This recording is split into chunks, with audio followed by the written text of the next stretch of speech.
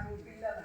అలాంటప్పుడు మీరు ఏం చేస్తారు, బయట ఏమైనా ఒకటి కొనుక్కుంటారు కదా. కొనుక్కునేటప్పుడు దాని మీద మూతలు ఉంటాయి, ఉండకపోతాయి. ఒక్కోసారి ఉన్నప్పుడు కూడా ఆ దుకాణంలో కూర్చున్నోడు సుట్ట తాగొచ్చు, బీడీ తాగొచ్చు, మూత పెట్టినప్పటికి కూడా అంటాడు, ఇట్లా తాగుతాడు, పెడతాడు, అదే చేతితో మీకు ఇస్తాడు. అప్పుడు కల్తీ అవుతుందా లేదా ఆహారం? అలాంటప్పుడు బయటికి కొనుక్కోవద్దు.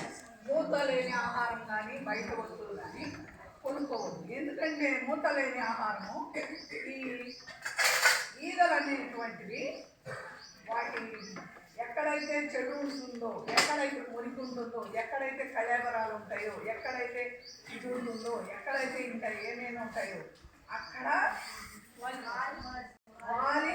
అది మూడుకోదు. దాని కాళ్ళ వెంట్రుకలు సన్నగా ఉంటాయి. వాటిని ఏం చేస్తుంది, చక్కగా కాళ్ళతో తీసుకొచ్చి తినబడ్డారు వాళ్ళ మీద పెడతారు. అది మనం తిన్నప్పుడు మనకు రావాల్సిన రోగాలు వస్తాయి, వాపులు, విరోచనాలు ఇవన్నీ అవుతాయి కదా. తర్వాత శుద్ధి మించినప్పుడు ఇంకా పెద్ద రోగాలు కూడా వస్తాయి. ఈగ వాలిన ఆహారాన్ని తినకూడదు అనే ఉద్దేశంతో ఇక్కడ చెప్పడం జరిగింది. ఇప్పుడు స్కూల్ అయిపోయినాక మీరు ఏం చేస్తారు, కంపల్సరిగా పోయి ఒక అర్ధగంట స్కూల్లో ఆడింది కాక మీ ఇంటికాడ కూడా ఒక అర్ధగంట గంట ఆడతారు కదా. ఆడిన తర్వాత చేతులు కాళ్ళు కడుక్కొని అమ్మా నాన్న కొంచెము సహాయం చేయాలి. అంటే మీ స్తోమతకి తగ్గట్టు ఏమో మీరు నీళ్ళు ఊడవడము, అంట్లు కడగడము, ఆడపిల్లలు మోపిల్లలు అయితే నీళ్ళు లేకుంటే నీళ్ళు తేవడము, లేకపోతే బట్టలు మాట వేయటము, ఏదో మీకు తోచింది మీరు చేస్తారు. చేసిన తర్వాత మళ్ళీ ఏం చేయాలి, స్నానం చేయాలి. స్నానం చేసి అమ్మ అన్నం వండి పెడితే తిని ఏం చేయాలి, చదువుకోవాలి. ఎప్పటి నుంచి 7:30 నుంచి 9:30, 10 దాకా చదువుకోవాలి. స్టడీ అవర్ మీకు ఇక అది స్టడీ అవర్. మీ ఇంట్లో కూడా చెప్పండి, ఇది మాకు స్టడీ అవర్ అని. ఎందుకంటే మీరు కష్టపడాలి. ఇప్పుడు కష్టపడే వయసు ఉంది. ఎందుకంటే రేపు మీరే బాగుపడేది. మీరు ఎవరు బాగుపడరు. ఇప్పుడు మా అమ్మ మా నాన్న చదివించారు, మేము చదువుకున్నాం కష్టపడి. మీకు ఇప్పుడు ఈ బాధలన్నీ లేవు. అప్పుడు మేము ఇంట్లో పని కూడా చేయాలి, అన్నీ చేయాలి. తమ్ముళ్ళని కూడా 9 గంటలకు లేవాలి. 5 గంటలకి లేచి ఏం చేయాలి, ముఖం కొంచెము నీళ్ళతో తుడుచుకొని మళ్ళీ చదవాలి. అప్పుడు ఫ్రెష్గా ఉంటుంది. మీకు ఏది అయినా కానీ చదివింది జ్ఞాపక శక్తి ఉంటుంది ఎర్లీ మార్నింగ్. కాబట్టి మీకు రోజుకి ఎన్నిసార్లు స్టడీ అవర్, 2 అవర్స్, 2 టైమ్స్ మీరు స్టడీ అవర్ని కేటాయించుకోవాలి. అలాగా మీరు ఉండాలి. తర్వాత ఇక్కడ చూడండి, ఏదైనా మనం చిన్నపిల్లలము స్వీటు, నాకైతే స్వీట్ ఇష్టం, తిని దొంగతనంగా చిన్నప్పుడు కొనుక్కున్నాం అనుకో ఏమవుతాయి, ఆ పని నిద్రపోయామనుకో తిని మనకేమవుతుంది, కళ్ళు పుచ్చిపోతాయి. కాబట్టి అలా పుచ్చిపోకుండా ఉండాలంటే తినండి, అన్నం తినండి, అన్నీ తినండి, స్వీట్ తినండి, అన్నీ తినండి.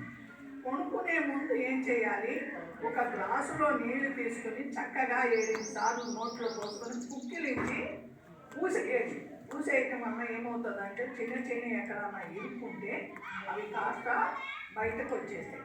ఒకవేళ మీకు ఓపిక ఉంటే కొంచెం ఉప్పేసుకుని కూడా పుక్కిలిస్తే లోపల బ్యాక్టీరియా అనేటువంటిది రాకుండా మీ పళ్ళు అన్నీ శుభ్రంగా ఉంటుంది, గొంతు.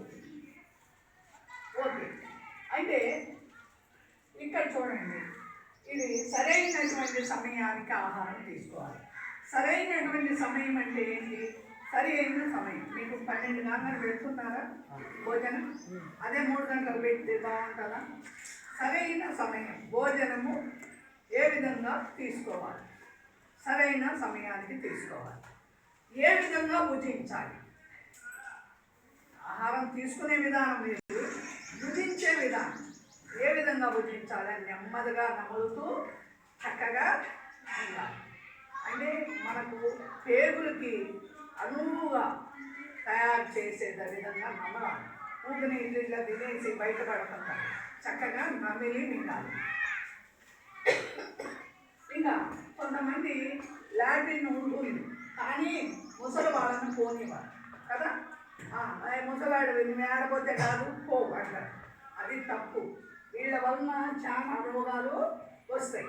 కాబట్టి ఇంట్లోనే మీరు చెప్పండి, తాత వాళ్ళు కూడా ఇంట్లోనే పోవాలి. కాకపోతే మీరు వాళ్ళు పోయింది కనపడదు కాబట్టి కొన్ని నీళ్ళు ఎగస్ట్రా కొట్టండి.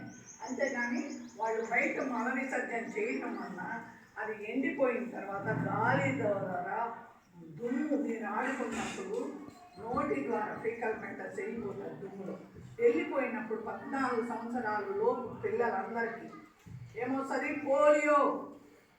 చుక్కలేస్తున్నారా? ఎన్ని సంవత్సరాల నుంచో వేస్తున్నారు మన డబ్బుని వేస్ట్ చేసి. అంటే మనం ఇది ఎప్పుడైతే కంట్రోల్ చేస్తామో అప్పుడు మనకి ఆ పోలియో పోతుంది. అప్పుడు దాకా పోలియో ఉంటుంది. మన వాళ్ళు ఇది బయటకు పోయినన్ని రోజులు పోలియో రోగము మనం వదిలిపోదు.